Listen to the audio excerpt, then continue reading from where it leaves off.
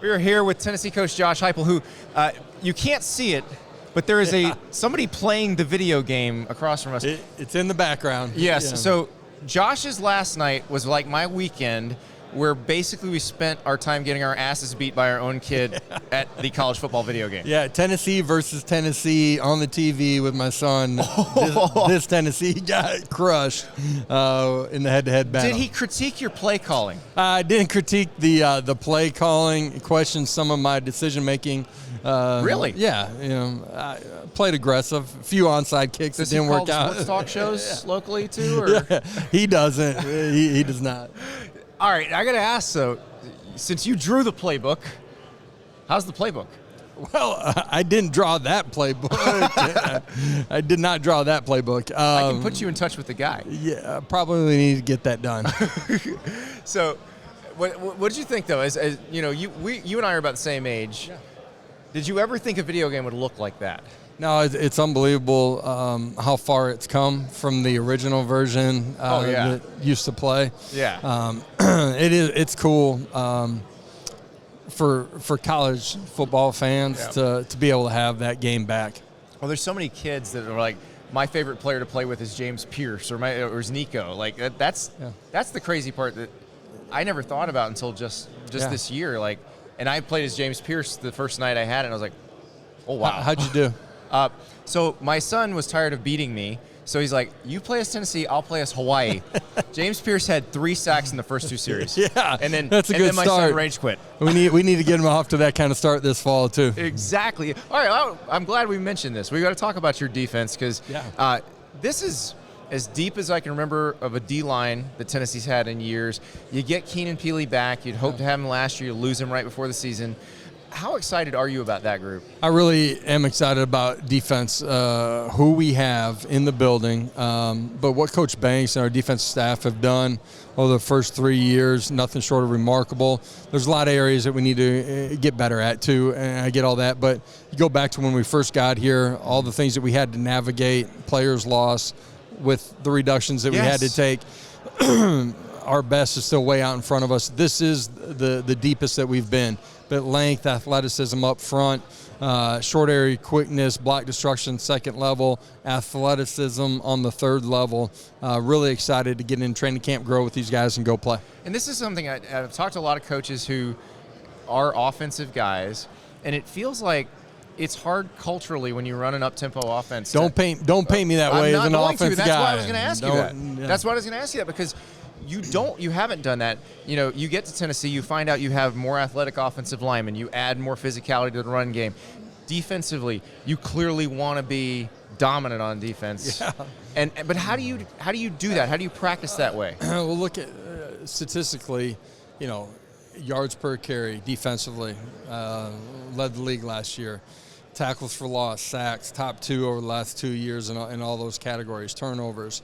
There's so many things that we've done well. Now, there's more out there for us to go take. But for us, like, we want to be dominant, not just good, but dominant on the defensive side of the ball. That is the standard of Tennessee football. Al Wilson, Reggie White. Absolutely. They're echoing through Neyland Stadium right now as we speak. John Henderson, that's Albert right, Haynes, Big John, right?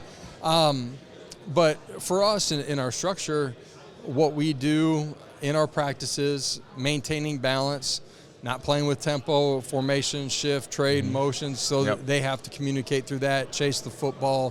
When do we do our tempo period?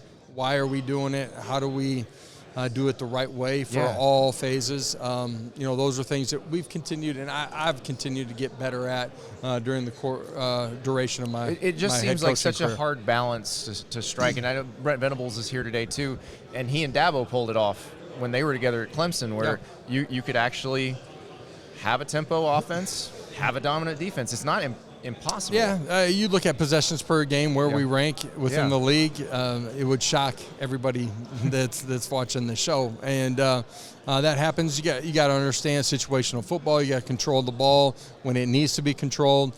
All those things are a part of it. So speaking of that, you've got a new quarterback coming in. How valuable was Nico being able to start that bowl game and you getting that period of practice, kind of extra spring practice with him? Hugely, vitally important to the continued growth of him this offseason.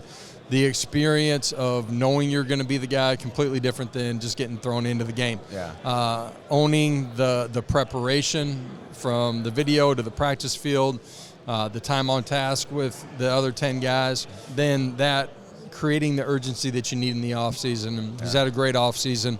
Really excited to get into training camp with him. And it feels like Iowa's kind of the perfect defense to test him against, because they're not going to give you anything easy. They're going to always be in the right. And it felt like he didn't try too hard in that game.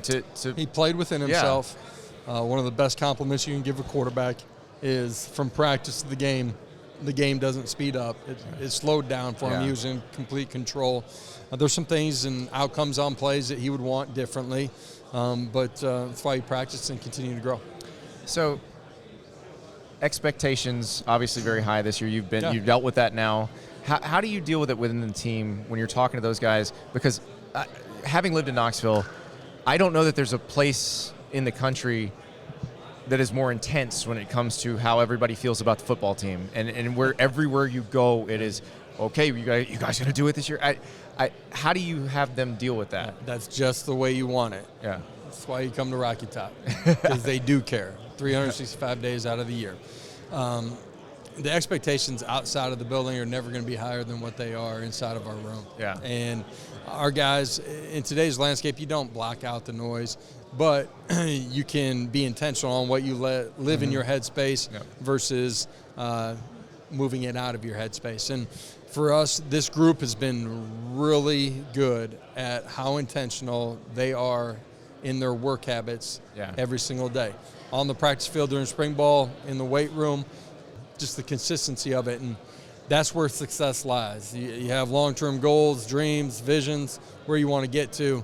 Comes down to being where your feet are and winning that moment. The other thing I've noticed, especially talking to your players versus talking to some of the other players around the league, you guys kind of let your players let their personalities fly, and you give them a little more freedom, but it's interesting because coaches usually don't want to do that. What is the decision-making process behind that, and how does it work?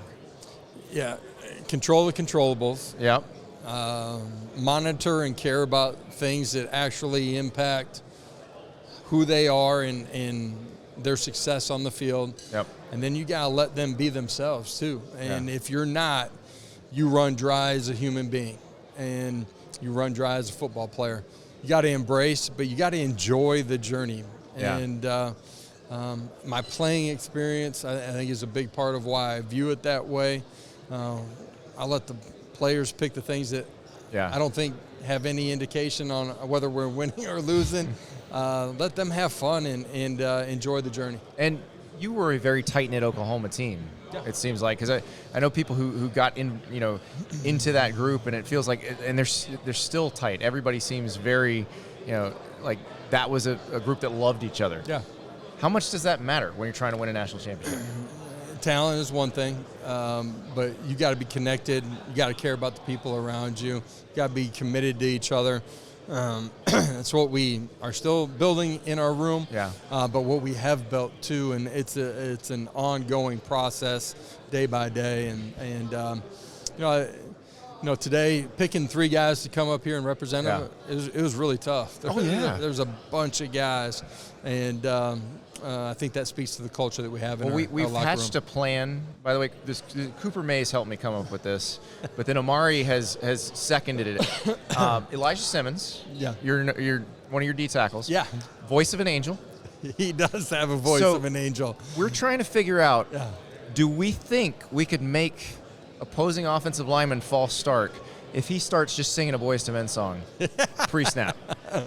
Yeah, that might work. I mean, Michigan apparently, allegedly had the guy who could fake the clap with his tongue. Oh, so geez. it's not illegal. Yeah, it's legal. But I mean, that's definitely not illegal to sing to them. Yeah, so. Yeah. We'll work on that with Big E during training camp. Rodney Garner, I'm sure, will be thrilled to hear about that. So. Rodney would love that. Yeah, Coach, appreciate it. I appreciate it. Thank you so much for watching. Just a reminder, Subscribe to this channel right here so you never miss an episode of Andy Staples On 3. And oh, by the way, watch all the other great videos on the On3 Sports YouTube channel.